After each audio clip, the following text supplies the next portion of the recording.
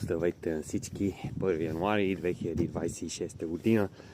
Една кратичка разходка е тук на едно прекрасно място, езерото в Цюрих. Какво мога да кажа, освен да пожелая на абсолютно всички годината да ви бъде страхотна, годината да ви бъде пълна с хубави емоции, да пътувате страшно много, да правите това, което ви се иска, да бъдете на страхотни места, да се забавлявате, да не знам, хората ме гледат странно, определено звуча като швейцарец воле. Какво да се прави?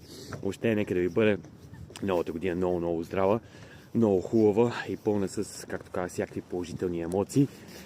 Независимо дали може да плувате, не може да плувате, каквото може да правите от днес, 2026 година. В моята родина България се прие еврото и някои демократи вече скачат едно такова хубаво. Сега ще се излеят едни милиони към нас, ще се излеят едни инвестиции, здравей сладур, ще се излеят едни инвестиции към България. Още ми пожелавам ви го воле, щом вярвате в конспиративни теории, нали, че аз, както казах, и отново така леко си вирна носа да си го дигна. Аз се занимавам да броя само франкчета, каквото там има. Не мога да плувам, иначе бих поплувал сега малко. Това е хубаво, полезно за здравето. Въпросът е, че всичко това премина без абсолютно някакви сериозни и логични дискусии, освен кой не скача е червен, кой не е за еврото е копейка.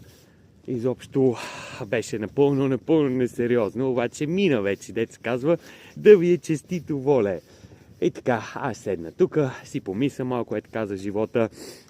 Нося си Критик der Reinen Vernunft, джобно издание на Ташен, заедно с мен така за четене на такива хубави места. И още веднъж правете това, което ви е кеф, което обичате, което ви прави щастливи. И нека 2026 година воля да ви е вашата година, независимо къде се намирате. Айди, от мене толкова.